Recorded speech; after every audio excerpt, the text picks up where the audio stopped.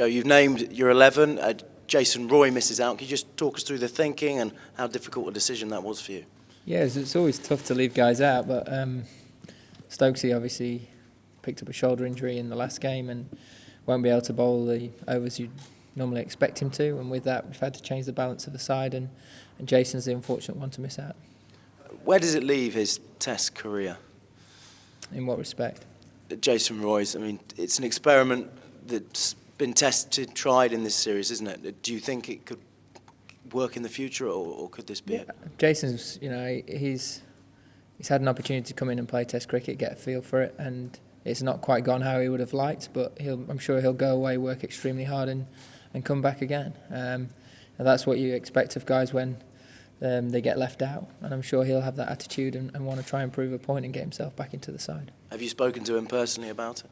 Yep.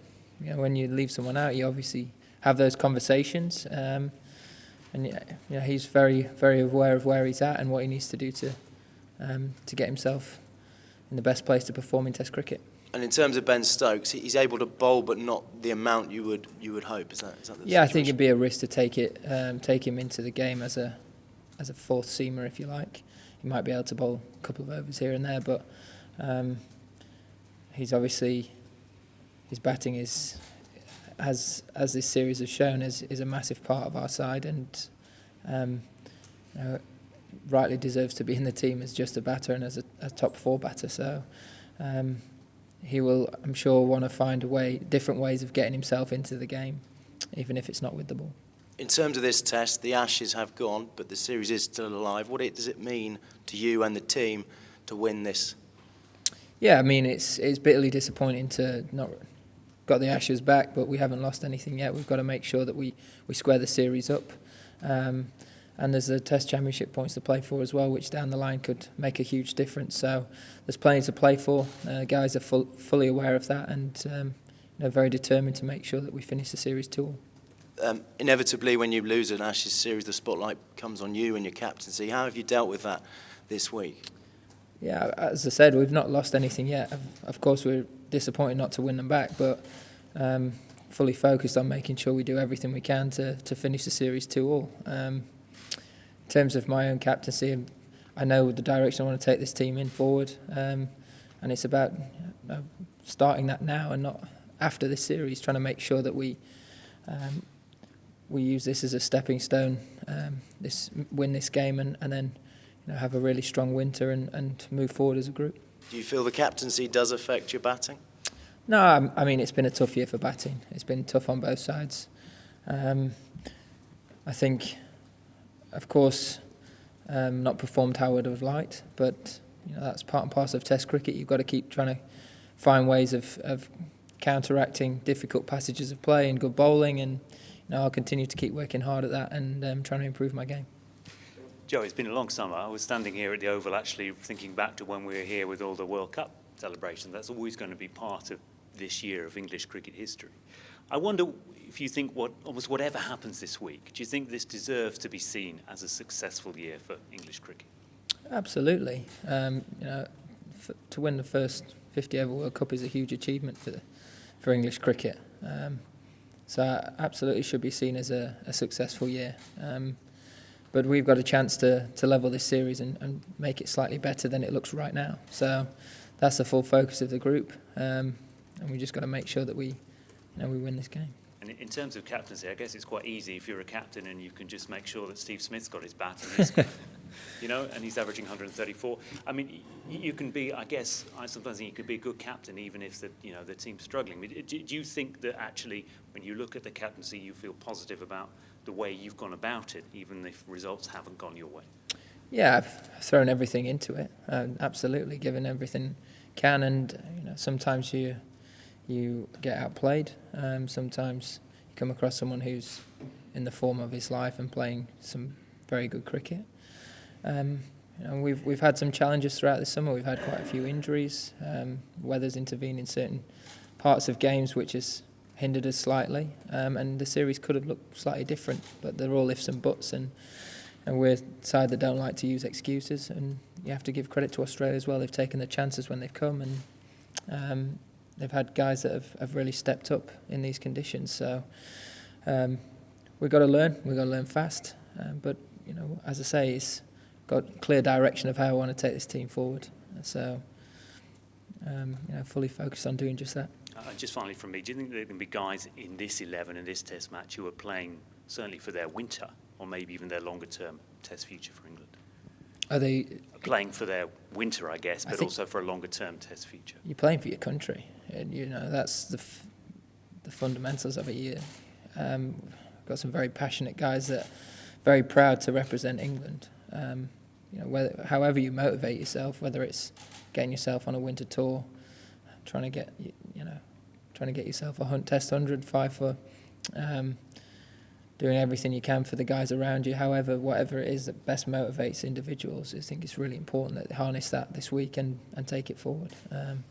But ultimately, being part of a national team is carrot in itself. We'll go with Rory, Paul, and then Dan. Joe, just perhaps we could talk about Sam Curran for a minute. Maybe your thoughts on how unlucky he might have been this summer not to get in the series until now, and what you expect from him this week. Yeah, well, he's a competitor. He'll come out this week and he'll try and show everyone how good a player he is. It has been unfortunate and frustrating for him. He's probably had a summer with, coming back from the IPL, picking up an injury, World Cup coming when it did, not playing a huge amount of red ball cricket coming into this series. It's sort of fallen against him slightly, and I think that's frustrated him. But one thing that he'll always do is he'll come back and he'll try and prove a point, and he's continued to work very hard. He's got an opportunity to play this week, and I'm sure we'll see that fierce competitor that we've already seen in Test cricket so far. We spoke to Trevor yesterday. Obviously, it's his last game with you guys. He said he was a harsh marker and he gave himself 5 out of 10.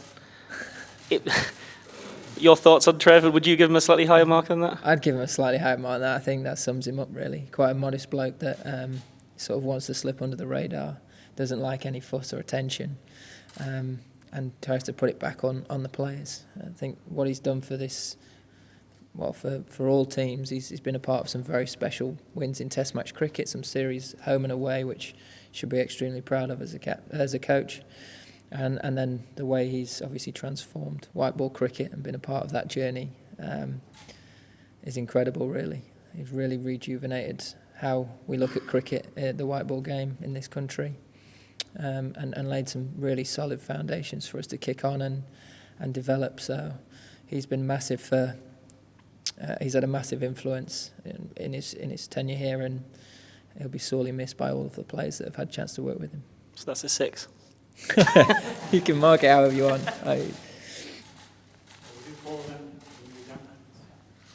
Joe, you said you've got a clear idea of the direction you want to go in. Could you elaborate on that a bit? Is that a different direction? Is that different personnel, different way of doing things? I think in terms of personnel, things might change as they have done for a while, but ultimately we need to focus on the core group of players that are going to lead this team forward, both home and away, and then build from that and build towards winning in Australia, and use the next 2.5 years to focus on putting in a winning tour down under. So that's a real incentive for everyone, is to be a part of something special down there. So, yeah. And as far as the batting line-up's concerned, with the change around, is it Ben 4, Joss 5? Yeah, it'll be Ben 4.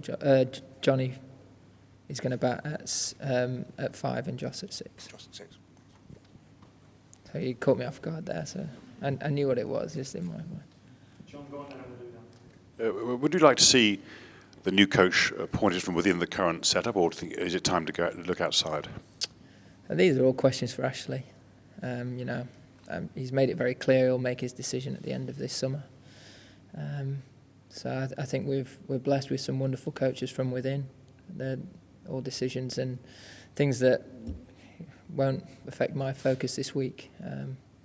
You have to get a press conference with him and ask him all that. I just wondered if you mentioned about Trevor that he likes to slip under the radar, whether you would like the new coach to be more sort of more visible, I suppose, and perhaps slightly more kind of upfront character, if that's the way to describe it. Let's have this discussion at the end of this week or further down the line. I don't think now's the right time to be talking about new coaches and stuff. I think we need to celebrate what Trevor's done throughout his tenure, and as players we need to send him off with a real big bang.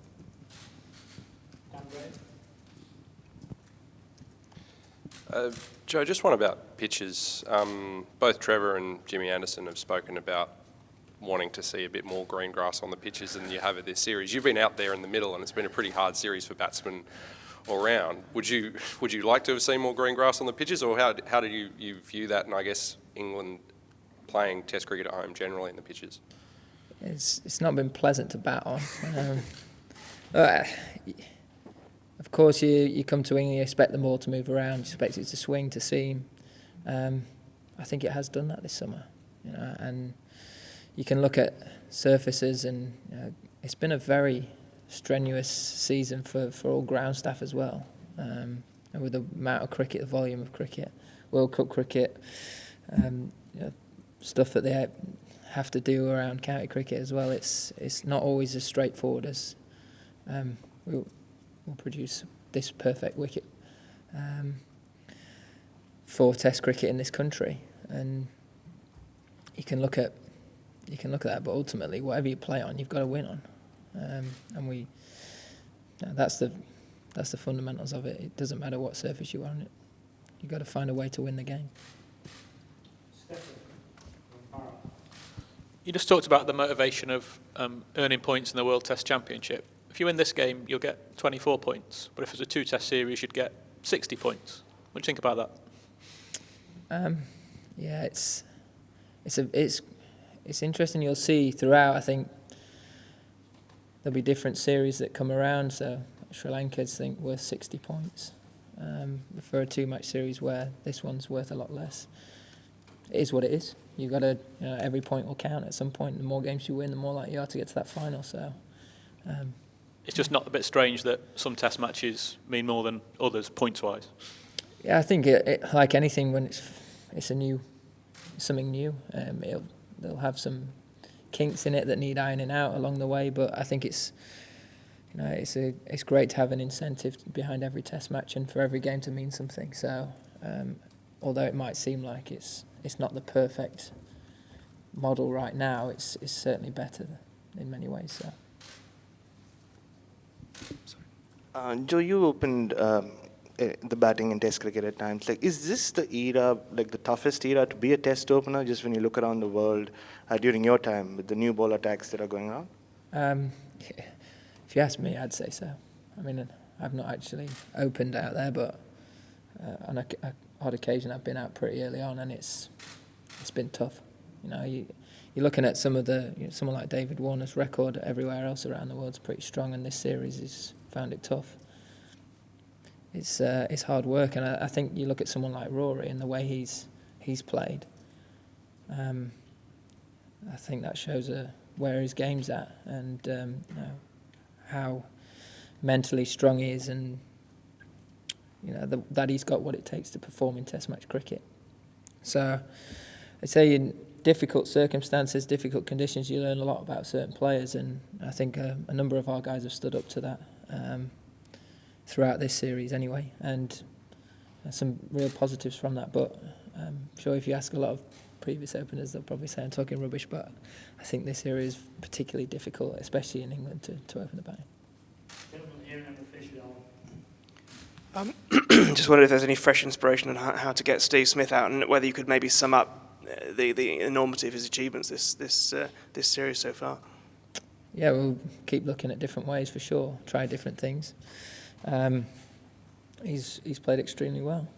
He's not really given many chances. But we feel like a number of occasions, his first 20 balls, we've beaten the bat a lot, and could have been very different. But he's managed to ride that out well, and when he's got in, he's made it really count. And little things like that no ball could have made a big difference. But you can't look at ifs and buts. You got to look forward at this next week and make sure when we do create that chance, we take it.